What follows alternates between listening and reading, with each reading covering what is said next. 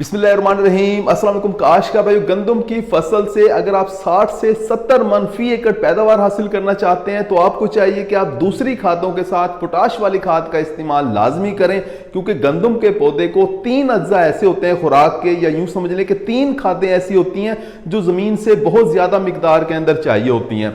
पहले नंबर पे नाइट्रोजन है, दूसरे नंबर पे फास्फोरस है, तीसरे नंबर पे पोटाश है। नाइट्रोजन हमारे मुल्क की 95% जमीनों के अंदर कमी है, यानी कि तमाम जमीनों के अंदर नाइट्रोजन की कमी पाई जाती है। नाइट्रोजन की कमी को पूरा करने के लिए हमारे काश्तकार दोस्त यूरिया जैसी खादों का इस्तेमाल कर रहे होते हैं। कोई टेंशन नहीं है, क्योंकि काश्तकार बहुत ज्यादा यूरिया खाद का इस्तेमाल करता है, जरूरत से ज्यादा कर देता है बाज़ औक़ात, लिहाजा पौधे को नाइट्रोजन की कमी का सामना नहीं करना पड़ता, नाइट्रोजन पूरी मिल जाती है उसे। दूसरे नंबर पे फास्फोरस है, पौधे को यह भी बहुत ज्यादा मिकदार में चाहिए होती है। हमारे मुल्क की 90% जमीनों के अंदर फास्फोरस यानी कि डीएपी नाइट्रोफास की कमी पाई जाती है। हमारा काश्तकार दोस्त जो है वो फास्फोरस की कमी को पूरा करने के लिए डीएपी नाइट्रोफास का इस्तेमाल करता है। थोड़ी महंगी जरूर है खाद, लेकिन क्योंकि जहन बना हुआ है तो वो फास्फोरस का इस्तेमाल कर रहा होता है, डीएपी नाइट्रोफास खाद डाल के पौधे की इस जरूरत को भी पूरा कर रहा होता है। तीसरे नंबर पे जो खाद है वो पोटाश वाली खाद है। हमारे मुल्क की 40% जमीनों के अंदर पोटाशियम की कमी पाई जाती है। वो तमाम रकबे जो कि ट्यूबवेल से सराब होते हैं, ट्यूबवेल का पानी लगता है पूरा पूरा साल, नहर का पानी नहीं लगता, वहां लाजमी तौर पर पोटाश की कमी पाई जाती है। हमारे वो तमाम काश्तकार अगर पोटाश का इस्तेमाल करेंगे तो लाजमी उन्हें 10-15 मन फी एकड़ पैदावार बढ़ती हुई नजर आएगी। काश में पोटाशियम खाद का इस्तेमाल हमारे बहुत ही कम काश्तकार दोस्त करते हैं, ये यूं समझ ले कि ना करने के बराबर करते हैं, क्योंकि 100 में से कोई एक काश्तकार ही ऐसा होता है जो पोटाशियम वाली खाद का इस्तेमाल कर रहा होता है, लेकिन वही मिसाली काश्तकार होता है, वही कामयाब काश्तकार होता है। यह हमारे मिसाली काश्तकार का या कामयाब काश्तकार का ज्यादा पैदावार लेने का ये राज होता है कि वो पोटाशियम वाली खाद का इस्तेमाल करता है। वो 60 से 70 मन जो पैदावार ले रहा होता है वो पोटाश के सर पे ले रहा होता है। ये उसकी राज की चीज होती है जो वो दूसरे काश्तकार दोस्तों को नहीं बताता। हमारे बहुत से काश्तकार जो छोटे काश्तकार होते हैं वो डीएपी यूरिया से आगे नहीं निकलते, पोटाशियम खाद का इस्तेमाल ही नहीं करते। यही वजह है कि उनकी गंदम की पैदावार 40-45 मन से ज्यादा नहीं आती फी एकड़।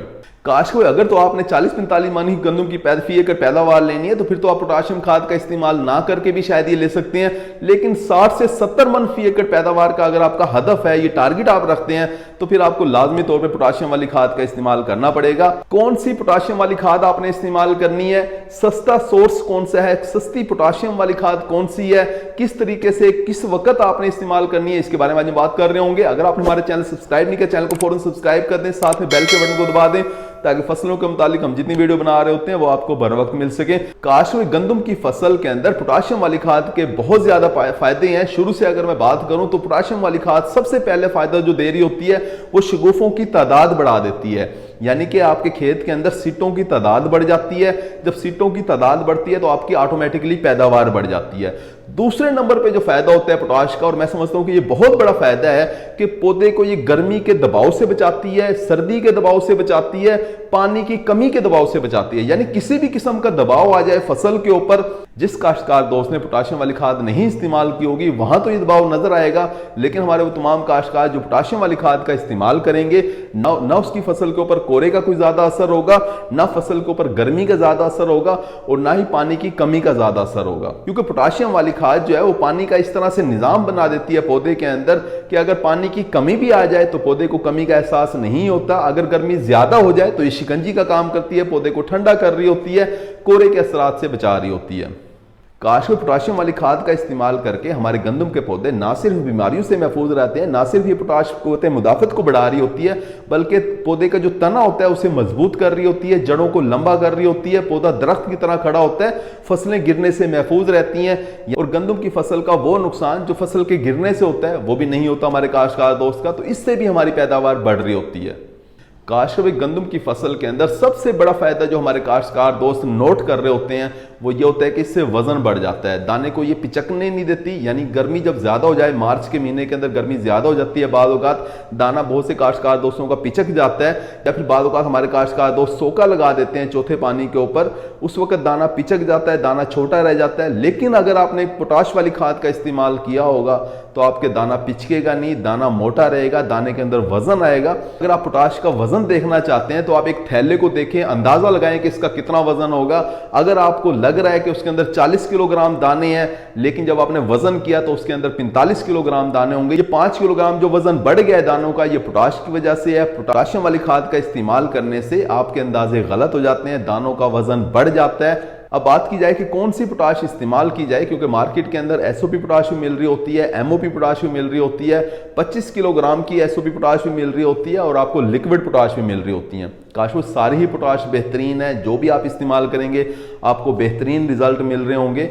कोई भी पोटाश आप इस्तेमाल कर सकते हैं, लेकिन आमतौर पे जो 25 किलोग्राम वाली जो बोरी है वो आपको महंगी पड़ रही होती है। लिक्विड पोटाश भी आपको महंगी पड़ती है।